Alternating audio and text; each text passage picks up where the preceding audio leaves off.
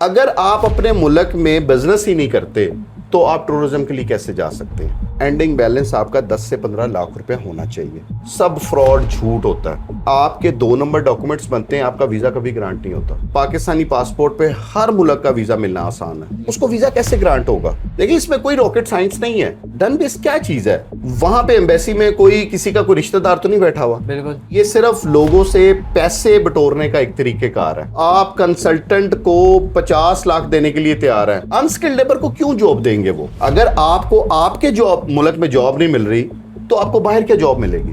और हमारा कोई हिडन चार्जेस नहीं है। वीजे हमेशा उन्हीं के लगते हैं जो अप्लाई करते हैं। घर में बैठ के तो वीजे नहीं लगेंगे। अब 35 लाख रुपए किस चीज के मांग रहे हैं मुझे नहीं पता, और लोग क्यों देते हैं कोई पता नहीं। किसी भी एम्बेसी का किसी के साथ लिंक नहीं होता। यूएसए का वीजा सबसे आसान, मैं कहता हूँ दुनिया कहती है मुश्किल है, मैं कहता हूँ सबसे आसान वीजा है। शेंजन वीजा अप्लाई करना पाकिस्तान से इंतहाई मुश्किल है। इंतहाई मुश्किल है। 24 आवर्स के लिए 12 घंटे के लिए आप एक कंप्यूटर पे नहीं बैठ सकते। बिल्कुल नहीं बैठ सकते। वो बैठते हैं आपके लिए। अगर वो वहां पे इलीगल होगा तो उसने पाकिस्तान गवर्नमेंट और पाकिस्तान के कानून को भी तोड़ा, और जिस मुल्क में वो गया उसने उसके कानून को भी तोड़ा। FIA इमिग्रेशन ऑफिसर जो है उसका ये राइट है वो उससे पूछे भाई आप कहाँ जा रहे हैं। सोच समझ के वीजा लगवाया है कि मैंने इस मुल्क में नहीं रहना। अच्छा, अब पिछले महीने से कतर ने ऑन अराइवल वीजा बंद कर दिया। अब 35 लाख रुपए किस चीज के मांग रहे हैं मुझे नहीं पता, और लोग क्यों देते हैं कोई पता नहीं। किसी भी एम्बेसी का किसी के साथ लिंक नहीं होता। यूएसए का वीजा सबसे आसान, मैं कहता हूँ दुनिया कहती है मुश्किल है, मैं कहता हूँ सबसे आसान वीजा है। शेंजन वीजा अप्लाई करना पाकिस्तान से इंतहाई मुश्किल है। इंतहाई मुश्किल है। 24 आवर्स के लिए 12 घंटे के लिए आप एक कंप्यूटर पे नहीं बैठ सकते। बिल्कुल नहीं बैठ सकते। वो बैठते हैं आपके लिए। अगर वो वहां पे इलीगल होगा तो उसने पाकिस्तान गवर्नमेंट और पाकिस्तान के कानून को भी तोड़ा, और जिस मुल्क में वो गया उसने उसके कानून को भी तोड़ा। FIA इमिग्रेशन ऑफिसर जो है उसका ये राइट है वो उससे पूछे भाई आप कहाँ जा रहे हैं। सोच समझ के वीजा लगवाया है कि मैंने इस मुल्क में नहीं रहना। अच्छा, अब पिछले महीने से कतर ने ऑन अराइवल वीजा बंद कर दिया।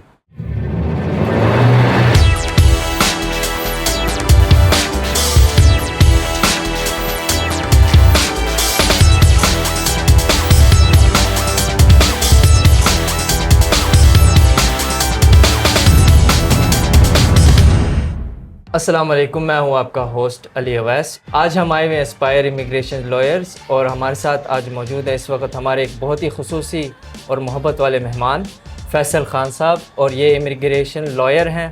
और आज हम इनसे कोई वीज़े के मुतालिक हम इनसे बात करने जा रहे हैं। तो अस्सलाम वालेकुम। जी वालेकुम अस्सलाम। अली भाई कैसे हैं आप? अल्हम्दुलिल्लाह, आप ठीक ठाक हैं? जी अल्लाह का शुक्र। मुझे बताएं फैसल खान साहब के वीज़े के कितने किस्म हैं? देखिए सर, वीज़ा मुख्तलिफ कैटेगरीज के अंदर आते हैं। मिसाल के तौर पे हर मुल्क के वीज़ों की कैटेगरीज डिफरेंट होती है। ठीक है, अब जो मोटी मोटी जो मशहूर इसमें जो किस्में हैं वो मैं आपको बताता हूँ कि इसमें सबसे पहले विज़िट वीज़ा होता है, वर्क वीज़ा होता है, ठीक है, उसके बाद जो है मेडिकल वीज़ा होता है, ट्रांजिट वीज़ा होता है, ठीक है, और कई मुल्कों में स्पोर्ट्स वीज़ा भी होता है, और इसी तरह जो है आप फैमिली एंड फ्रेंड वीज़ा होता है, स्पॉन्सरशिप वीज़ा होता है। इस तरह मुख्तलिफ कैटेगरीज हैं तमाम वीज़ाज़ की। मुझे बताएं कि वर्क वीज़े के मुतालिक पाकिस्तान में क्या वर्क वीज़ा अवेलेबल है और मिल जाता है आसानी से? देखिए वर्क वीज़ा एक बहुत अच्छा सवाल है। बहुत से लोग इस चीज़ के लिए होते हैं कि जी मुझे वर्क वीज़ा मिल जाए। इस वक्त पाकिस्तान में हर बंदे की ये ख्वाहिश है कि मैं बैरून मुल्क चला जाऊँ और वहाँ पे कोई वर्क वीज़ा मुझे मिल जाए। अब सबसे पहले बात इसमें समझने वाली ये है कि वर्क वीज़ा किसको मिल सकता है। देखिए पाकिस्तान में बहुत से इस काम को करने के लिए एक स्पेसिफिक लाइसेंस चाहिए होता है जिसको मैन पावर कंपनी कहते हैं। जो पाकिस्तान में मैन पावर कंपनी का लाइसेंस रखता है वही वर्क वीज़ास को डील कर सकता है।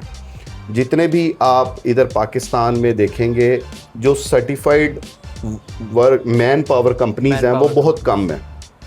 जिनके पास ये लाइसेंस है वही लोगों को, पाकिस्तान की आवाम को वर्क वीज़ास दे सकते हैं। अच्छा ये बताएं कि इसकी रिक्वायरमेंट्स क्या क्या हैं? देखिए ये हर मुल्क के लिए अपनी रिक्वायरमेंट है। मिसाल के तौर पे आपने मिडल ईस्ट में जाना, दुबई जाना, कतर जाना, ओमान जाना, बहरीन जाना, मोस्टली यहाँ पे आपका जो पासपोर्ट है उसकी कापी, ID कार्ड, फ़ोटो और इसमें कुछ मुल्क हैं जो मेडिकल मांगते हैं, आपको मेडिकल करवाना पड़ता है। उसमें मेडिकल के बाद जो है फिर आपका यहाँ से प्रोटेक्टर होता है, प्रोटेक्टर होने के बाद फिर आपका वीज़ा ग्रांट होता है। यानी बेसिकली आपका कोई कफालत करने वाला हो। जी जी, वहाँ से आपको जो है ना, देखें ये मैन पावर कंपनीज का कोटा होता है, ठीक अच्छा। है। आपको अगर आपने कतर जाना तो कतर से आपके पास एक कोटा आएगा कि मुझे इसमें इतने स्किल्ड लेबर चाहिए और अनस्किल्ड मुझे इतने चाहिए। उस कैटेगरी के मुताबिक ही आप एडवर्टीजमेंट कर सकते हैं और उसके मुताबिक ही आप लोगों को रिक्रूटमेंट कर सकते हैं। जी रिक्रूटमेंट कर सकते हैं। विजिट वीज़ा के मुताबिक आप बता दें थोड़ा सा। देखिए, विजिट वीज़ा दुनिया के किसी भी मुल्क का आप विजिट वीज़ा पाकिस्तान में बैठ के अप्लाई कर सकते हैं। आपको याद रखें हमेशा कि विजिट वीज़ा आपको तब ग्रांट होगा जब आपकी डॉक्यूमेंटेशन अच्छी होगी। हर विजिट वीज़े के लिए आपको कुछ डॉक्यूमेंट्स तो मैंडेटरी हैं, मतलब वो चाहिए ही चाहिए आपको। अच्छा, वो लाजमी लाजमी चाहिए। मिसाल के तौर पे सबसे पहले आपका पासपोर्ट होना ज़रूरी है, आपकी आईडी कार्ड होना ज़रूरी है, और पासपोर्ट भी 6 मंथ जो है वो वैलिड होना चाहिए। अगर 6 मंथ से थोड़ा अरसा रह गया तो आपका वो वैलिड नहीं है। अच्छा, 6 मंथ्स के अंदर तो आपको वीज़ा ग्रांट नहीं होगा। जी, आप 6 मंथ आपका जो पासपोर्ट वैलिड होना चाहिए। उसके बाद आपके पास आपकी वाइट बैकग्राउंड पिक्चर। चौथी चीज़ जो मेन इंपॉर्टेंट चीज़ है वो आपके सोर्स ऑफ इनकम के डॉक्यूमेंट्स। अच्छा, आप करते हैं क्या है पाकिस्तान में? देखिए, आप विजिट वीज़ा अप्लाई कर रहे हैं। विजिट वीज़ा जब आप अप्लाई करेंगे तो आप ये उस मुल्क को बताएंगे कि जी हमें आपके मुल्क में एज ए विजिटर जा रहा हूं, मैं विजिट करना चाहता हूँ। मैं टूरिस्ट वीज़ा और विजिट, जी, टूरिस्ट वीज़ा और विजिट वीज़ा एक ही है, ठीक है। मैं आपके टूरिज्म के लिए जा रहा हूँ।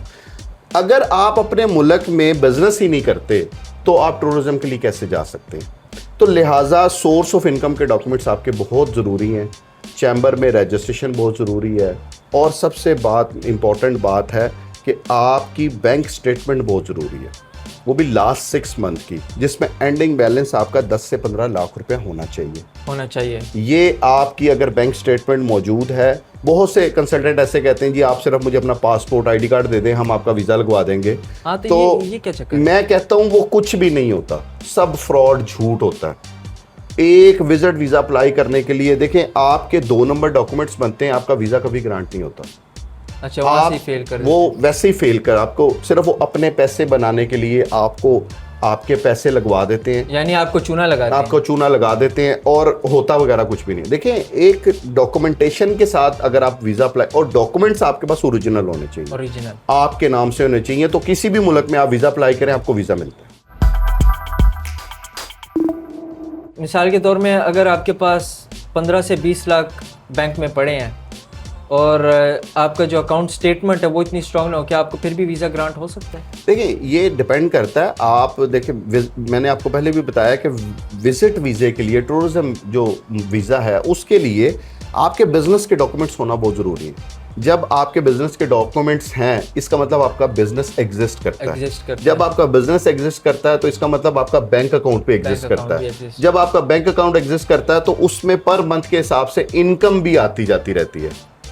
अच्छा। ठीक है, इसी वजह से वो लास्ट 6 मंथ की बैंक स्टेटमेंट मांगते हैं हर के। कोई बंदा जो ओरिजिनल बिजनेस करने वाला है उसकी लास्ट 6 मंथ की बिजनेस बैंक स्टेटमेंट में उसके बिजनेस का पता लगता है कि ये फंडिंग आती जाती है, ये इसकी अमाउंट आ रही है, जा रही है, तो लिहाजा ये ओरिजिनल बिजनेसमैन ओरिजिनल है। और एंडिंग बैलेंस आपको इस वजह से चाहिए होता है कि उनको ये इंश्योर करना होता है कि ये बंदा हमारे मुल्क में आ रहा है, तो हमारे मुल्क का जो ये इसने 10-15 दिन रहना है, क्या ये वहाँ पे रह के उसके एक्सपेंस मीट कर सकता है? अभी एक ऐसा सवाल करने लगा हूँ जो अक्सर पाकिस्तानी पासपोर्ट होल्डर यानी पूछना चाहते हैं, सबसे आसान वीज़ा किस कंट्री का मिल सकता है एज अ पाकिस्तानी? देखिए, मैं तो अपनी तमाम मेरी जितने भी वीडियोस हैं या जितने भी मैं लोगों से मिलता हूँ, मैं उनको यही कहता हूँ कि पाकिस्तानी पासपोर्ट पे हर मुल्क का वीज़ा मिलना आसान है। अच्छा, हर मुल्क का वीज़ा मिलना आसान है। अमेरिका का भी? आपको अमेरिका का वीज़ा मिलना भी आसान है, आपको कनाडा का भी वीज़ा मिलना आसान है, आपको ऑस्ट्रेलिया का भी वीज़ा मिलना आसान है। डिपेंड करता है कि आपका पर्पस ऑफ विजिट क्या है। अगर आपका पर्पस ऑफ विजिट क्लियर है, आपके डॉक्यूमेंटेशन बिल्कुल ठीक है, उसमें कोई भी डॉक्यूमेंट्स फेक नहीं है, तो कोई भी मुल्क आपका वीज़ा रिफ्यूज़ नहीं करता। कुछ अहबाब दोस्त मेरे गए थे एम्बेसी में वीज़ा अप्लाई करने के लिए, उनके पास पैसा भी है, सब कुछ है, फिर भी उनका वीज़ा रिजेक्ट हो जाता है। देखिए मैंने बिल्कुल रिजेक्शन होती है। ये पर्पस ऑफ विजिट की ये वजह से होती है? पर्पस ऑफ विजिट देखें, ये आपकी फाइल पे डिपेंड करता है, जो आपकी फाइल बना रहा है। अब मिसाल के तौर पे एक बंदा है, वो कहता है जी मैं बिजनेस करने जा रहा हूँ, लेकिन पर्पस ऑफ विजिट में वो लिखता है कि जनाब, वो कुछ भी नहीं लिखता, कुछ भी नहीं उसको वीजा कैसे ग्रांट होगा? बिल्कुल। आपकी फाइल में आपका एक डॉक्यूमेंट्स होता है जिसको ट्रैवल आइटनरी कहते हैं, डे बाय डे पे प्लान, जिसमें आपने डे बाय डे को उनको एक्सप्लेन करना होता है कि जी मैं इस दिन आपके एयरपोर्ट से उतर रहा हूँ, मेरे अगले 10 दिन का ये प्लान है, इस दिन मैंने ये विजिट करना है, इस दिन मैंने ये विजिट करना है, इस दिन मैंने ये प्लेस विजिट करनी है। तो वो आपका जो फाइल प्रिपरेशन है विजिट वीजा के लिए इंतहाई इंपॉर्टेंट है। अच्छा, टोटली उस पर डिपेंड करता टोटली उस पर डिपेंड करता है कि आपकी फाइल कैसे तैयार हुई है, आपका पर्पस ऑफ विजिट क्या है। यानी स्टार्ट पॉइंट और एंड पॉइंट तक सब कुछ वाज़ेह होना चाहिए। सब कुछ वाज़ेह होना चाहिए। तो हमारे अनफॉर्चुनेट मतलब जितने भी हमारे भाई बैठे हुए हैं इस वक्त वीज़ा का काम कर रहे हैं, उनको ये चीज़ें पता ही नहीं है।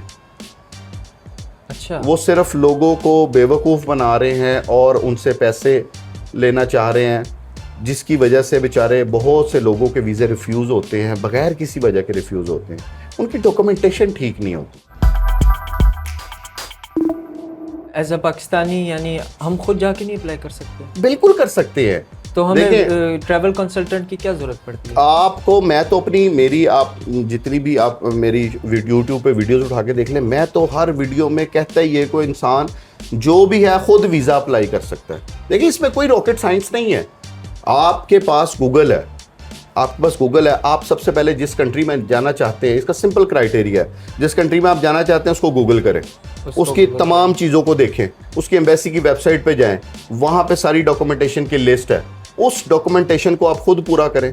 बिजनेस के डॉक्यूमेंट्स आपने खुद बनाने हैं, आपने प्रोवाइड करने हैं, आपकी बैंक स्टेटमेंट आपने खुद देनी है, पासपोर्ट आपके पास मौजूद है, आईडी कार्ड आपके पास मौजूद है, आपके पास फ़ोटो मौजूद है, और उस पर ये सारी डिटेल्स लिखी होती है कि ये फाइल आपने प्रिपेयर कैसे करनी है। अच्छा, यानी एलिजिबिलिटी के लिए? एलिजिबिलिटी के लिए अगर आप एलिजिबल हैं और ये आपने वीज़ा अप्लाई करने के लिए आपको जिन जिन डॉक्यूमेंट्स की ज़रूरत होती है वो उस पर मेंशन है, उनकी एम्बेसी की वेबसाइट पर मेंशन है। अब क्या करना है, आपने अपने पूरे डॉक्यूमेंट्स को कंपाइल करना है। आप गूगल से मदद ले लें, ट्रैवल आइटनरी कैसे बनती है, आप ट्रैवल आइटनरी बनाएं, आप ट्रैवल प्लान बनाएं, आप वीज़ा फॉर्म फिल करें, ठीक है, और अपनी पूरी फाइल बना के एम्बेसी से अपॉइंटमेंट लें और अपने डॉक्यूमेंट्स लेके वहाँ पे प्रेजेंट कर दें। इसमें कौन सी कंसल्टेंट वाली बात है? बिल्कुल, इसमें तो ये आप खुद भी कर सकते हैं।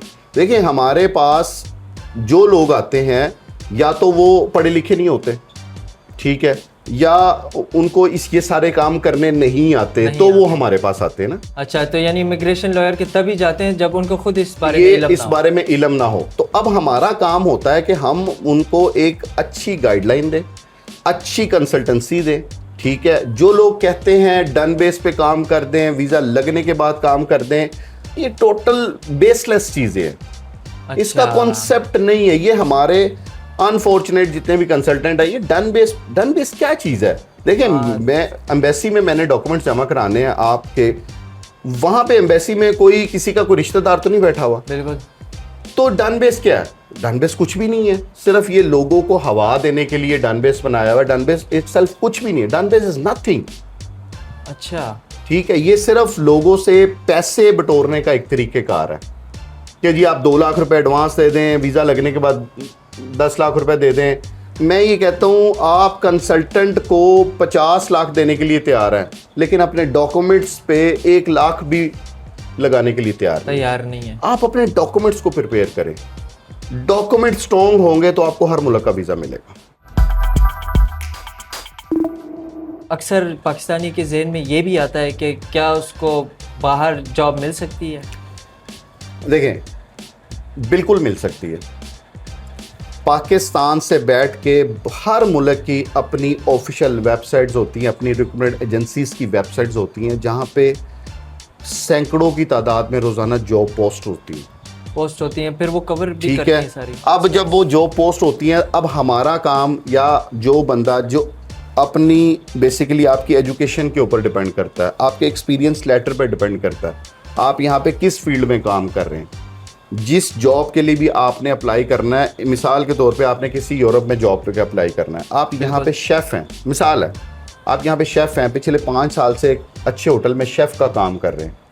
अब आपने क्या करना है कि आपने उनकी ऑफिशियल रिक्रूटमेंट एजेंसीज की वेबसाइट पे जाना है जहाँ पे जॉब पोस्ट होती है। वहाँ पे जाके आपने एक यूरोपास सीवी बनानी है अपनी, और एक कवर लेटर बनाना, और अपने एक्सपीरियंस लेटर के मुताबिक उस जॉब के लिए अप्लाई कर दें। देखिए, अगर तो वो एम्प्लॉयर जो है वो आपके सीवी को देख के कहता है कि यार ये आदमी मेरे लिए ठीक है, वो आपको कांटेक्ट कर लेगा, कांटेक्ट कर लेगा, कांटेक्ट करेगा, और फिर वो आपको आपका ऑफर लेटर भेजेगा। अच्छा। आपका जॉब ऑफर, जो वर्क परमिट का कॉन्सेप्ट है ना, वो ये कॉन्सेप्ट है कि वहां से आपका वर्क परमिट आएगा। और ये ऐसा नहीं है, ये आप अगर आपकी फील्ड देखें, एक स्किल्ड फील्ड होती है ना, एक अनस्किल्ड लेबर होती है, स्किल्ड लेबर होती है। जो स्किल्ड लेबर है उसी को ही जॉब मिलती है, अनस्किल्ड लेबर को क्यों जॉब देंगे वो? बिल्कुल ठीक है। आपके अंदर क्या है कि जो वो बाहर के मुल्क वाले आपको जॉब देंगे? क्या आपको आपके मुल्क में जॉब नहीं मिलती? बिल्कुल। अगर आपको आपके मुल्क में जॉब नहीं मिल रही तो आपको बाहर क्या जॉब मिलेगी? बिल्कुल ऐसे ही, एग्जैक्टली। ये समझने वाली चीज है। अनस्किल्ड लेबर जो है वो इस खुशफहमी में होती है कि हमें बाहर जॉब मिल जाएगी, बाहर जॉब मिल जाएगी। भाई क्यों देंगे वो आपको? हालांकि वो उस जॉब के काबिल ही नहीं होते। वो काबिल ही नहीं है, वो क्वालिफाई नहीं करते उस जॉब को। बात समझ गए? जी जी। तो जो क्वालिफाई करते हैं उनको जरूर अप्लाई करना चाहिए, उनको जॉब्स मिलती भी है। इंडीड एक बहुत बड़ा प्लेटफॉर्म है पूरी दुनिया में, ठीक है। उस इंडीड पे आप प्लेटफॉर्म है, उस पे आप जाके अपना अकाउंट क्रिएट करें, अपनी सीवी बनाएं अच्छी, अगर आपके पास स्किल है अपनी सीवी बनाएं, अपना कवर लेटर बनाएं, रोजाना के तबार से उसमें पोस्ट करें। तो दुनिया के किसी भी मुल्क में आपको ऑफर आ सकती है अगर आपके पास स्किल है। अगर आपके पास स्किल नहीं है तो फिर आप जॉब किस, बिल्कुल, आप क्यों अप्लाई करेंगे आप? अच्छा। तो ये चीज़ें हैं कि पाकिस्तान से जॉब मिलती है, ऐसा नहीं कि देखिए हमारे कई हाई क्वालिफाइड डॉक्टर्स हैं, नर्सेज हैं, उसके बाद इंजीनियर्स हैं, मैकेनिकल इंजीनियर हैं, सिविल इंजीनियर हैं, और जो है एडवोकेट्स हैं, लॉयर्स हैं, बहुत अच्छे अच्छे बैरिस्टर्स हैं, जो जिनकी एक फील्ड है, 5-5 10-10 साल का एक्सपीरियंस है। बिल्कुल, वो अपनी सीवी भेजें, बिल्कुल जॉब मिलती है।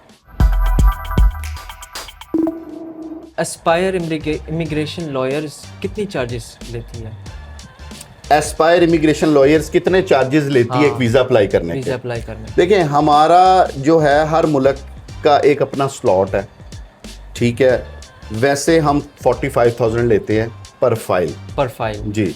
एक फाइल का प्रिपेयर करने के लिए हम 45,000 लेते हैं, और हमारा कोई हिडन चार्जेस नहीं है, कोई हिडन चार्जेस सिर्फ आपने 45,000 हमने 45,000 आपको अपने जमा करवाने हैं, और जो डॉक्यूमेंट्स आपने हमें देने हैं उसके इवज मुताबिक ही हमने आपके बाकी डॉक्यूमेंट्स बनाने हैं, फाइल प्रिपेयर करनी है। अगर तो आप वहाँ पे कोई इनविटेशन मंगवाना चाहते हैं वो भी हम आपको प्रिपेयर करके देते हैं। वहाँ पे किसी कॉन्फ्रेंस का इनविटेशन मंगवाना चाहते हैं वो भी हम आपको मंगवा के देते हैं। आप अपनी पूरी देखें, जो भी आपने एक इनविटेशन लेटर लेना है, अगर मिसाल के तौर पे आपका काम है, आप यहाँ पे स्पेयर पार्ट्स का काम करते हैं, आप कहते हैं जी मैं यूरोप घूमने जाना है, मैंने ये मीटिंग अटेंड करना है, हम उनको कहते हैं कि सबसे पहले आप विजिट ऑफ पर्पस को क्लियर करें।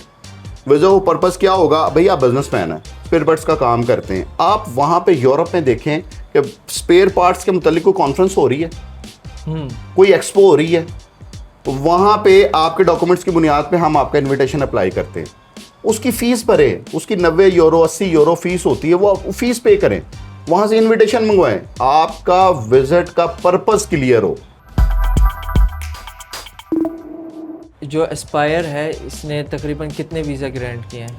देखिए, हम तो अल्हम्दुलिल्लाह हमारे हर महीने में 8 से 10 फाइल्स तैयार होती हैं, और बहुत से वीज़े ग्रांट होते हैं। अल्लाह का शुक्र है, हमारी 80 से 90% सक्सेस रेशियो है, अल्लाह का एहसान है। देखिए, ये मैं ऐसा नहीं कहता कि हमारी 100% वीज़े लग ही जाते हैं, 10% 15% रिफ्यूज़ भी होते हैं, ठीक है, लेकिन वो भी डिपेंड करता है उनके अपने डॉक्यूमेंट्स पे। अब आप मेरे पास तशरीफ़ लाएँ, आप कहते हैं जी मेरे पास ये 4-5 डॉक्यूमेंट्स ही हैं, इन्हीं की बुनियाद पर मैंने अप्लाई करना। अच्छा, ठीक है। अब हम उनको नहीं कह सकते कि भाई, आप उनको सजेशन ज़रूर देते हैं कि भाई आप के डॉक्यूमेंट्स थोड़े से कम हैं, आप इसको पूरे कर लें। वो कहते हैं नहीं सर, आप इसी भी अप्लाई कर दें। अच्छा, तो हम अप्लाई कर देते हैं, यानी उनकी डिमांड पे अप्लाई करते हैं। क्योंकि ज़ाहिर बात है डॉक्यूमेंट्स तो उनके ही है और बाकी भी डॉक्यूमेंट्स उनके उनके ही हैं। देखिए किसी भी मुल्क के लिए वीज़ा अप्लाई करना है, उनके डॉक्यूमेंट्स की बुनियाद पे उनका वीज़ा एक्सेप्ट होना या रिफ्यूज़ होना। अच्छा। ठीक है, वीज़े, और ये भी बात है, मैं अक्सर अपनी वीडियोस में कहता हूँ, वीज़े हमेशा उन्हीं के लगते हैं जो अप्लाई करते हैं। अच्छा, घर में बैठ के तो वीज़े नहीं लगेंगे। हाँ बिल्कुल नहीं लगेगी। वीज़ा अप्लाई करने के लिए आपको डॉक्यूमेंट्स प्रिपेयर करने हैं, आपको पास एक फ़ाइल पूरी तैयार करवानी है, फिर आपने यूरोप के लिए अपॉइंटमेंट लेनी है, यूके के लिए अपॉइंटमेंट लेनी है, यूएसए के लिए अपॉइंटमेंट लेनी है। अपॉइंटमेंट के बाद आपने एम्बेसी के सामने पेश होना है। ये आपने यूके और अमेरिका और यूएस, इन पे जब आप किसी वीज़ा कंसल्टेंट के पास जाते हैं वो 30-35 लाख रुपया मांगते हैं। वो किस चीज़ का मांगते हैं? वीज़े की असल जो देखिए वैल्यू है वो क्या मुझे है? नहीं पता वो किस चीज़ के लिए मांगते हैं और लोग उनको क्यों देते हैं। हाँ क्यों देते हैं वो? I don't know. असल जो वीज़ा है, देखें यूएसए है, यूएसए की जो वीज़ा फीस है वो $185 है। $185 $185 आपने बैंक में जमा करवाने, आपकी अपॉइंटमेंट हो जाती है। आपने अपना जाके इंटरव्यू देना है और आपका वीज़ा ग्रांट होना है या रिफ्यूज़ होना है। अब 35 लाख रुपए किस चीज़ के मांग रहे हैं मुझे नहीं पता, और लोग क्यों देते हैं कोई पता नहीं। अच्छा, इसकी कोई बुनियाद ही नहीं है? कोई बुनियाद नहीं है। क्या बुनियाद है? मुझे लग रहा था शायद उनका कोई लिंक होगा। कोई लिंक US नहीं। consulate के देखें साथ। किसी भी एम्बेसी का किसी के साथ लिंक नहीं होता, याद रखिएगा। अच्छा। यूएसए का वीज़ा सबसे आसान, मैं कहता हूँ दुनिया कहती है मुश्किल है, मैं कहता हूँ सबसे आसान वीज़ा है, जिसमें आपको डॉक्यूमेंट्स की किसी ज़रूरत नहीं है। बिल्कुल, ना आपने आपके पास सिर्फ ज़रूरत है, ना आपके पास बैंक स्टेटमेंट की ज़रूरत है, ना आपको सोर्स ऑफ डॉक्यूमेंट्स की ज़रूरत है। उनका एक फॉर्म है DS-160। अच्छा, DS-160 फॉर्म जो है वो आपने फिल करना है और उनको भेज देना है। वो 12-13 पेजेस का फॉर्म है। उस पूरे फॉर्म को आप डिटेल्स के साथ फिल करें, जो उनके सवाल है उनका आंसर करें। वेरिफिकेशन वो आपके खुद कर लेंगे। आपने सच लिखा है झूठ लिखा है, अच्छा वेरिफिकेशन वो खुद कर लेंगे। वो खुद कर लेंगे। तो यानी आपका मतलब ये कहने का है कि यूएसए यूके का भी सिमिलर प्रोसेस होगा? नहीं, यूएसए सबसे आसान वीज़ा है। यूएसए सबसे आसान है। आप यूके अपना और DS-160 ऑस्ट्रेलिया फॉर्म को फिल करें, और अप्लाई कर दें। आप उनकी Interview। वीज़ा फीस जमा करवाएं $185, आपको अपॉइंटमेंट दे देते हैं। अपॉइंटमेंट देते हैं आपको जब भी दे, 6 महीने बाद की, 8 महीने बाद की, 1 साल के बाद की। उस डेट पे आप यूएस एम्बेसी में जाएं, जो आपने लिखा उसके डॉक्यूमेंट साथ लेके जाएं। अगर वो मांगे तो दे दें, अगर वो मांगे तो ना मांगे तो वो 3-4 सवाल करते हैं, उसी में आपको बता देते हैं कि आपका वीज़ा लगना है या रिफ्यूज़ होना। अगर रिफ्यूज हो गया खुदा ना खास्ता वो तो उसी वक्त आपको बता देंगे। $185 रिफंड हो जाते हैं? देखें जो वीज़ा फीस होती है, याद रखिएगा किसी भी मुल्क की, वो नॉन रिफंडेबल होती है। एम्बेसी की वेबसाइट पे लिखा हुआ अच्छा, नॉन रिफंडेबल होती है। नॉन रिफंडेबल होती है। जो आपने वीज़ा फीस, आप जितने भी यूरोप कंट्रीज़ हैं, अब मोस्टली जो है ना उसमें €90 है। €90 आप वीज़ा फीस जमा कराते हैं। यूएसए $185 है, कनाडा है $185 कैनेडियन डॉलर है, ठीक है। ऑस्ट्रेलिया है $200 ऑस्ट्रेलियन डॉलर है। ऑस्ट्रेलियन इसी तरह यूके है, यूके में भी अराउंड £200 उसकी वीज़ा फीस है। तो ये जितनी भी वीज़ा फीस होती है ये नॉन रिफंडेबल होती है। तो शेंजन वीज़ा जो है ना, शेंजन, इसके क्या रिक्वायरमेंट्स हैं और इसको अप्लाई करने क्या हर बंदा अप्लाई कर सकता है इजीली? देखिए हर बंदा शेंजन वीज़ा अप्लाई करना पाकिस्तान से इंतहाई मुश्किल है। इंतहाई क्यों मुश्किल है कि कुछ पाकिस्तान में एम्बेसीज, जो शेंजन एम्बेसीज है वो तो पाकिस्तान में है ही नहीं। ठीक है, शेंजन ऐसी कंट्रीज हैं जिनकी मिसाल के तौर पे लिथुआनिया है, उसकी पाकिस्तान में एम्बेसी नहीं है। अच्छा, ठीक है, लैटविया की पाकिस्तान में एम्बेसी नहीं है। ठीक है, इसी तरह कई मुल्क ऐसे हैं जिनकी पाकिस्तान में एम्बेसी नहीं है, और जिनकी एम्बेसीज हैं पाकिस्तान में वो VSF ग्लोबल के थ्रू अटैच है। अच्छा, ठीक है। VSF एक बेसिकली पाकिस्तान के अंदर जितने भी एम्बेसीज हैं वो एक समझ ले कोरियर सर्विस सिस्टम होता कोरियर सर्विस है, जहाँ पे एम्बेसीज ने उनके साथ किया हुआ है कि आप एम्बेसी में जाने की बजाय VSF ग्लोबल के ऑफिस में जाते हैं और अपने सारे डॉक्यूमेंटेशन वहाँ पे जमा कराते हैं। तो आपको ये जो भी कंट्रीज उनके साथ शुमार है वो आपको मिल जाता है। अब होता क्या है कि VSF ग्लोबल की सबसे पहले आपको अपॉइंटमेंट लेनी होती है। आपने मिसाल के तौर पे जर्मनी में आपने केस जमा करवाना है तो जर्मनी एम्बेसी की आपको अपॉइंटमेंट लेनी है VSF ग्लोबल की। उस अपॉइंटमेंट वाले दिन आपने VSF ग्लोबल में जाके अपने सारे डॉक्यूमेंट्स जमा कराने हैं, अपने फिंगरप्रिंट्स करवाने हैं और €90 जो उनकी फीस है वो जमा करवानी, तो आपका केस सबमिट हो जाता है। तो ये VSF पाकिस्तान में नहीं है? पाकिस्तान में है। VSF पाकिस्तान में है, तो कई एम्बेसीज जो हैं वो VSF के थ्रू अपॉइंटमेंट्स लेती हैं, लेकिन कई एम्बेसीज ऐसी हैं जिनकी पाकिस्तान के लिए अपॉइंटमेंट ओपन ही नहीं होती। पुर्तगाल ने पिछले दिनों बहुत वीज़ा प्रोसेस इजी किया है, लेकिन पाकिस्तान से अनफॉर्चुनेटली एम्बेसी मतलब अपॉइंटमेंट नहीं मिलती। अच्छा, अपॉइंटमेंट। अब इटली है, इटली में मिसाल के तौर पे स्टडी वीज़े पे किसी ने जाना है, ठीक है, उसको अपॉइंटमेंट का इशू है, अपॉइंटमेंट बहुत मुश्किल से मिलती है। अपॉइंटमेंट मिलने, अब अपॉइंटमेंट लेते कैसे हैं? अपॉइंटमेंट का उन्होंने ऑनलाइन पोर्टल बनाया हुआ, उस ऑनलाइन पोर्टल पे जाके आपको ऑनलाइन होना है, जैसे उनकी अपॉइंटमेंट्स खुली हैं आपने अपनी अपॉइंटमेंट बुक कर लेनी है। अच्छा अच्छा अच्छा अच्छा। तो यानी इसमें ज़्यादा तादाद की वजह से, ज़्यादा तादाद की वजह से आपको अपॉइंटमेंट्स नहीं मिलती। ठीक है, अब लोग क्या करते हैं, लोग इस अपॉइंटमेंट्स को मतलब सेल करते हैं। अच्छा, इसको मिसाल के तौर पे कोई 35,000 रुपये लेता है, कोई 40,000 रुपये लेता है, कोई 25,000 रुपये लेता है, जी ये ऑस्ट्रेलिया की एम्बेसी की कॉस्ट है। क्यों? उन्होंने अपने लड़के बिठाए हुए हैं, वो आपके लिए जो है वो अपॉइंटमेंट बुक करके अपॉइंटमेंट बुक नहीं करते, आपके पासपोर्ट पे अपॉइंटमेंट बुक होती है। जब आप उनको अपने डॉक्यूमेंट्स देते हैं, फिर वो लड़कों की जिम्मेदारी, जो आपने काम करना है वो लड़के काम करेंगे। अच्छा अच्छा अच्छा। 24 आवर्स के लिए, 12 घंटे के लिए आप एक कंप्यूटर पे नहीं बैठ सकते, बिल्कुल नहीं बैठ सकते, वो बैठते हैं आपके लिए। ऑलराइट। जैसे ही अपॉइंटमेंट आपकी आती है, वो फौरन आपके डॉक्यूमेंटेशन के ऊपर आपकी अपॉइंटमेंट बुक कर लेते हैं, वो उसके चार्जेस लेते हैं। तो फिर उनको यानी अपॉइंटमेंट, फिर उनको अपॉइंटमेंट मिल जाती है, ये अपनी फाइल प्रिपेयर करवा के वहाँ पे वीज़ा सबमिट करवा देते हैं। पाकिस्तानी लेबर तबका अब सबसे ज़्यादा वो कौन सी कंट्री पे अप्लाई कर सकते हैं और ज़्यादा चांसेस कौन सी कंट्री के उनको मिल सकता है? देखिए, पाकिस्तान में जितनी भी लेबर कैटेगरीज है, सबसे पहले तो देखें कि पाकिस्तान में मैन पावर कंपनीज के लाइसेंस किन किन के पास है। किन किन के पास है? आप उनके पास अप्रोच करें, हमेशा उनके पास अप्रोच करें जिनके पास मैन पावर कंपनी का लाइसेंस, मैन पावर कंपनी का लाइसेंस, जो अक्सर सऊदी है, जो अक्सर जिनके पास सऊदीया का लाइसेंस, मतलब सऊदीया के वीज़ाज होते हैं, दुबई के वीज़ाज होते हैं, कतर के होते हैं, ओमान के होते हैं, ये हमारे पास नहीं होते। अच्छा, ये आपके पास नहीं है? हमारे पास मैन पावर कंपनी का लाइसेंस नहीं है, हम लोग सिर्फ सर्विसेज कंसल्टेंट है, सर्विसेज प्रोवाइड करते हैं। ऑलराइट, ठीक है, आपकी डॉक्यूमेंटेशन करते हैं, आपके डॉक्यूमेंट्स बनाने में आपकी हेल्प करते हैं, सर्विसेज प्रोवाइड करते हैं। तो जो लेबर कैटेगरीज हैं उनको चाहिए, जो मैन पावर कंपनीज हैं पाकिस्तान में, आप उनसे कांटेक्ट करें, उनके पास कोटे होते हैं। मिसाल के तौर पे सऊदीया को लेबर कैटेगरी में 100 बंदे चाहिए, वो उनके थ्रू आप को बुलाएंगे। जिस तरह अगर 100 वेल्डर्स चाहिए जी, तो वो आपको उन रिक्रूटमेंट एजेंसीज जितने भी पाकिस्तान में हैं उनके थ्रू ही आप जा सकते हैं। अगर कोई भी पाकिस्तानी बाहर से डिपोर्ट हुआ आया हो तो उसके ऊपर 5 साल का ट्रैवल बैन होता है। देखें, बात बिल्कुल सही होना भी चाहिए, है ये? बिल्कुल है, बल्कि ट्रैवल प्लान बैन भी है, उसको सज़ा भी है।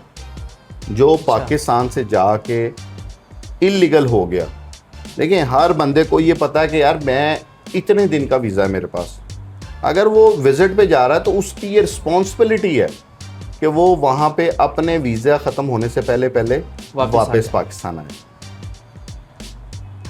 ये उसकी रिस्पॉन्सिबिलिटी है। अगर वो वहाँ पे इलीगल होगा तो उसने पाकिस्तान गवर्नमेंट और पाकिस्तान के कानून को भी तोड़ा, और जिस मुल्क में वो गया उसने उसके कानून को भी तोड़ा। आपने पिछले दिनों सुना होगा कि यार सारे डॉक्यूमेंट्स होने के बावजूद FIA एयरपोर्ट से ऑफलोड बहुत कर रहे हैं। अब मैं आपको बताता हूँ इसके तरीकाकार क्या है। देखें, एक बंदे को विजिट वीज़ा ग्रांट हुआ, बिल्कुल, वो उसका जो प्लान है वो 7 डेज का प्लान है, 7 डेज का, इसने 7 डेज वहाँ पे रहना है और इसने सारी चीज़ें इसके पास मौजूद है, ठीक है। अब इमिग्रेशन ऑफिसर जो है उसका ये राइट है, वो उससे पूछे भाई आप कहाँ जा रहे हैं। अगर उससे वो पूछता है जी आप कहाँ जा रहे हो और किस वीज़े पे जा रहे हो, और आगे से वो उसका गलत जवाब दे, तो इसका क्या मतलब है कि उसको अपने वीज़े के बारे में कुछ भी नहीं पता, गड़बड़ है। अगर तो वो 7 दिन का प्लान लेके जा रहा है, कपड़े वो 3 महीने के साथ लेके जा रहा है, तो गड़बड़ है। अब वो पूछता है वीज़ा ऑफिसर, जो इमिग्रेशन ऑफिसर, वो पूछता है जी आपकी होटल बुकिंग मौजूद है, आपके होटल का क्या नाम है, उसको उस होटल का नाम नहीं पता, तो क्या मतलब है, गड़बड़ है। इस वजह से पाकिस्तान से ऑफलोडिंग लोग बहुत ज़्यादा हुए हैं कि उनको अपने वीज़े का पता ही कुछ अपने ट्रैवल प्लान का ही नहीं अपने ट्रैवल प्लान का नहीं पता। जब उनको अपने ट्रैवल प्लान का नहीं पता, इसका मतलब है उन्होंने ये सोच समझ के वीज़ा लगवाया है कि मैंने इस मुल्क में नहीं रहना, मैंने यहाँ से आगे डंकी लगानी है।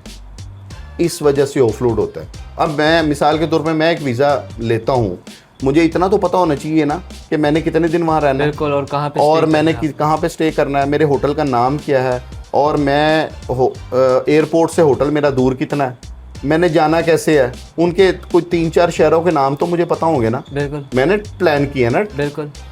तो इस वजह से डिपोर्ट होते हैं, ऑफलोड अच्छा, होते हैं। इसलिए ऑफलोड होते हैं। ऑफलोड जो जेन्युइन लोग होते हैं, जो जेन्युइन विजिटर्स होते हैं, उनको FIA कभी भी नहीं रोकती, कभी भी नहीं रोकते, वो तो बोलते हैं आप जाएं। वो इजीली जाने देते हैं। अच्छा, तो ये मामला है सारा। तो ये देखें, जितना भी वीज़ा प्रोसेस है वो मैंने आज आपको इस वीडियो में सारा प्रोसीजर कुछ समझाया बता है दिया। कि देखें वीज़े लगते हैं, ऐसी बात नहीं है कि वीज़े नहीं नहीं लगते। लगते। जो जेन्युइन लोग हैं उनके वीज़े रुकते नहीं हैं। अच्छा, ये पता है कि कौन कौन से मुल्क पाकिस्तान को इस वक्त वीज़ा ऑन अराइवल और ई वीज़ा प्रोवाइड कर रहे हैं? देखिए, बहुत से मुल्क हैं। अब जितने भी ये बैल्कन रीजन की कंट्रीज़ हैं, मिसाल के तौर पे अल्बानिया है, सर्बिया है, हाँ। और क्या नाम है, मोंटीनेग्रो है, मोल्दोवा है, ये जितने भी कंट्रीज़ हैं इन सब के ई वीज़ा अप्लाई होते हैं। अच्छा, सिर्फ आपने फीस भरनी है और that's आपने it। अपने घर में बैठ के ऑनलाइन इसका वीज़ा अप्लाई करना है। ऑनलाइन ही डॉक्यूमेंटेशन, जो फिजिकल जाके आप डॉक्यूमेंट्स देते हैं वो आपने ऑनलाइन इनकी वेबसाइट पे अपलोड करने हैं। इनकी इनकी वेबसाइट वीज़ा फीस जमा करानी है और वीज़ा अप्लाई कर देना है। अगर आपको वहाँ से ई वीज़ा आ जाता है तो आप उस पर ट्रैवल कर सकते हैं। वीज़ा ऑन अराइवल, ये क्या चक्कर अब है? वीज़ा ऑन अराइवल देखें, पाकिस्तानी पासपोर्ट से पे कोई 30-35 मुल्क ऐसे हैं जिनके पास पाकिस्तानी पासपोर्ट है, उनको वो लोग ऑन अराइवल वीज़ा देते हैं। जिस तरह कतर भी वो जैसे वीज़ा on कतर arrival है। ऑन अराइवल वीज़ा आपको देता था, अच्छा, अब देता पिछले था? महीने से कतर ने ऑन अराइवल वीज़ा बंद कर दिया। अब आपको प्रॉपर वीज़ा अप्लाई करना पड़ता है, अच्छा, वही जो ट्रेडिशनल तरीका है। इसी तरह मोरेशियस एक कंट्री अफ्रीका की आपको ऑन अराइवल वीज़ा देती है। और अभी दे रही है? हाँ, दे रही है। पाकिस्तानी पासपोर्ट पे आपको ऑन अराइवल वीज़ा देती है। आपको अपना कीनिया, हाँ, ठीक है, अफ्रीकन कंट्री, आपको ऑन अराइवल वीज़ा देती है। आपने सिर्फ टिकट परचेज करनी है, होटल बुकिंग वहाँ पे करानी है, ठीक है, और यहाँ से ट्रैवल करते हैं। यहाँ से ट्रैवल करना है। वहाँ पे जब एयरपोर्ट पे उतरेंगे तो वो आपको 1 महीने की एंट्री देते हैं, अच्छा, ऑन अराइवल उधर देते हैं, स्टैंप लगा जी, देंगे। स्टैंप लगाते हैं। तो ये इस इसकी तरह requirement होती है कोई? जी क्या जी, मैं बताता हूँ। जिस तरह मालदीव्स है, मालदीव्स पाकिस्तानी पासपोर्ट पे ऑन अराइवल वीज़ा है। इस तरह साउथ अमेरिकन कंट्री है गुयाना, ठीक है, वो पाकिस्तानी पासपोर्ट पे ऑन अराइवल वीज़ा देती है। सूरीनेम एक अमेरिकन कंट्री है, नॉर्थ अमेरिकन कंट्री है, वो भी आपको पासपोर्ट पे ई वीज़ा देती है। अब ये ई वीज़ा मतलब ऑन अराइवल वीज़ा क्या? ऑन अराइवल वीज़ा ये होता है कि जी आप पाकिस्तानी पासपोर्ट है आपके पास, हाँ जी। आप अगर हमारे मुल्क में आना चाहते हैं तो आपको वीज़े की ज़रूरत नहीं है। वीज़े की ज़रूरत नहीं है। आप अपनी डॉक्यूमेंटेशन क्या मुकम्मल करनी है? आपने अपना पासपोर्ट, आपकी आईडी कार्ड, उसके बाद आपका वहाँ पे पेड होटल बुकिंग होनी चाहिए। अच्छा, रिजर्व्ड होटल होना आपका रिजर्व्ड होटल होना चाहिए, ठीक है। उसके बाद जिस मुल्क में आप मिसाल के तौर पे जा रहे हैं, आप मालदीव्स में जा रहे हैं, 40 और 48 घंटे पहले आपने वहाँ पर एक ETA फॉर्म फिल करना है ऑनलाइन। अच्छा, उनकी वेबसाइट पे मौजूद है। आपने वो फॉर्म फिल करना है, फॉर्म फिल करके उनको भिजवा देना है कि जी मेरा फ़लाँ दिन ट्रैवलिंग है, आप मुझे एंट्री पास दे दें। एंट्री पास दे दें। वो आपको 24 घंटे पहले एक एंट्री पास मतलब एक दे देगी, लेटर दे देगी, आपके ईमेल पे आ जाएगा कि आप इसका प्रिंट निकलवाएं और हमारे मुल्क में आ जाए। ट्रांजिट वीज़ा, हाँ, हर मुल्क ग्रांट करती है ट्रांजिट वीज़ा? हर मुल्क ट्रांजिट वीज़ा ग्रांट करती है। और इसके रिक्वायरमेंट्स हाँ, क्या मैं बताता हूँ। रिक्वायरमेंट इसकी है, मिसाल के तौर पे मुझे जाना है ब्राज़ील, मुझे जाना ब्राज़ील, तो मैं कहता हूँ कि मुझे यहाँ से पाकिस्तान से तो डायरेक्ट फ़्लाइट कोई नहीं है, बिल्कुल नहीं है। अब आपको या तो दोहा जाना पड़ेगा, कतर जाना पड़ेगा, कतर से आपको फ़्लाइट लेनी पड़ेगी ब्राज़ील की, ठीक है। अब आप कहते हैं जी आपका कतर, जहाँ पे याद रखें ट्रांजिट वीज़ा, जहाँ पे आपका स्टे DSP एयरपोर्ट पे है 24 आवर से ऊपर है, तो आप एलिजिबल हैं वहाँ के मुल्क का ट्रांजिट वीज़ा अप्लाई करना। अच्छा, अगर 24 आवर से ज़्यादा स्टे है, अगर आपका मिसाल के तौर पे कहीं ऐसा होता है ना, आप ट्रैवल करते हैं, दोहा गए, दोहा में तकरीबन आप समझते हैं कि 48 घंटे के 42 बाद या 42 42 आवर या 46 आवर के बाद मेरी अगली फ़्लाइट है, तो आप एलिजिबल हैं कि वहाँ पे इमिग्रेशन काउंटर पे जाएं, उनसे कहें जी मुझे ट्रांजिट वीज़ा चाहिए।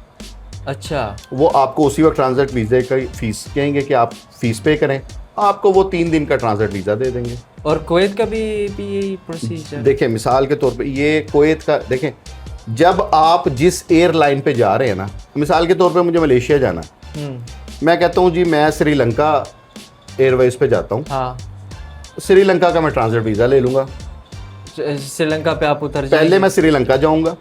जिस भी मुल्क की आप फ़्लाइट लेंगे पहले वो अपने मुल्क में जाती है। हाँ बिल्कुल, आप एमिरेट्स फ़्लाइट लेते हैं तो एमिरेट्स पहले दुबई जाएगी, बिल्कुल, दुबई से आगे फिर अगली दूसरी फ़्लाइट जाएगी। आप कतर एयरवेज लेते हैं तो पहले कतर दोहा जाएगी, हाँ, दोहा वहाँ से पे फिर जाके अगली stay फ़्लाइट करेगी, लेगी। फिर ट्रांजिट इसी तरह श्रीलंका है, श्रीलंका एयरलाइन पे जाते हैं तो वो पहले श्रीलंका जाएगी, पहले श्रीलंका फिर अगले मुल्क में जाएगी।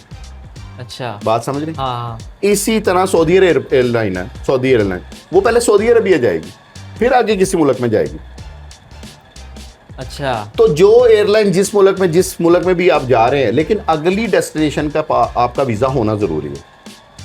अच्छा, वीज़ा होना अब जरूरी मैं मलेशिया जा रहा हूँ, मैं कहता हूँ मैं श्रीलंकन एयरलाइन पे लेता लेन पे जाए, हूँ, मेरे पास मलेशिया तो वीज़ा है ना, हाँ, तो मैं बिल्कुल कहता हूँ जी मुझे श्रीलंकन एयरवेज लाइन पे जो है ना मुझे टिकट ऐसी बना दें कि मेरा श्रीलंका में 48 आवर्स का स्टे हो जाए, स्टे हो जाए, तो मैं ट्रांजिट वीज़ा ले लूँगा। ट्रांजिट वीज़े का मतलब होता है 2 से 3 दिन का वीज़ा, हाँ, कि भाई हमारा इतनी दिन का स्टे है, टेम्परेरी वीज़ा है, हमारे 2-3 दिन का स्टे है, तो मैं एयरपोर्ट पे नहीं रहना चाहता, मुझे बाहर निकलने दे, हाँ, ये ट्रांजिट वीज़ा होता है और ये इजीली ग्रांट हो जाता है। और ये इजीली ग्रांट हो जाता है। अभी आते थोड़े ना ये जो हेल्थ के रिलेटेड जो आपको यानी वो करानी पड़े, मेडिकल करानी पड़ती है, ये खाली जीसीसी कंट्रीज़ पे या ये नहीं, तकरीबन हर मुल्क में आपको देखें, हर मुल्क में विजिट वीज़े के लिए भी आपको मेडिकल इंश्योरेंस करवानी है। अच्छा, मेडिकल इंश्योरेंस आपको करवानी डेफिनेटली पड़ेगी। मेडिकल इंश्योरेंस भी इसको कहते हैं, ट्रैवल इंश्योरेंस भी इसको कहते हैं। ये इंश्योरेंस ये होती है कि आपका 7 दिन का टूर है, आपका 9 डेज़ का टूर है, आपका 11 दिन का टूर है, आपका 15 दिन का टूर है, उस 15 दिन को आपने यहाँ से इंश्योर करवा के जाना, इंश्योर्ड यानी इंश्योरेंस करवा के जाना है कि आपके इन 15 दिनों में अगर आप बीमार हुए, आपको कोई मेडिकल ट्रीटमेंट हुई, तो यहाँ की कंपनी आप मतलब वो हाँ, इंश्योरेंस कफालत करेगी कि वो सारा एक्सपेंसेस उठाएगी। वो खुद बेयर करे। अच्छा, तो फिर ये इंश्योरेंस के एक्सपेंस क्या होता है? देखें, ये डिपेंड करता है हर मुल्क का, डेज़ के मुताबिक होता है। 3 दिन की अलहदा चार्जेस हैं। हमारे पाकिस्तान में 3-4 कंपनीज़ हैं, जैसे यूनाइटेड वाले हैं, पाक कतर वाले हैं और ये तकाफुल वाले हैं, ये मेडिकल ट्रैवल इंश्योरेंस करते हैं। 3 दिन की अलहदा इंश्योरेंस है, ये इनके अपने चार्जेस होते हैं। अपने चार्जेस कुछ अंदाज़ा अराउंड 5,000 से स्टार्ट हो जाती है, 20-25 हज़ार तक जाती है। 20-25 हज़ार। ये डिपेंड करता है आपके ट्रैवल प्लान के ऊपर। आपका 10 दिन का प्लान है, 7 दिन का प्लान है, 8 दिन का प्लान है, उसके 7-8। मुताबिक। ठीक है। अब फैसल खान साहब, आपसे बहुत खुशी हुई मिलके, जी, और बहुत हमने शुक्रिया। पाकिस्तानी अवाम के लिए एक बहुत यानी खिदमत की है कि उनको आपसे सारी ये जो वीज़ा के बारे रिलेटेड जो भी इंफॉर्मेशन है हमने सारी वाज़े कर दी है। इस पे ही हम ख़त्म करते हैं ये वाला पॉडकास्ट और इंशाल्लाह मिलते हैं अगली बार।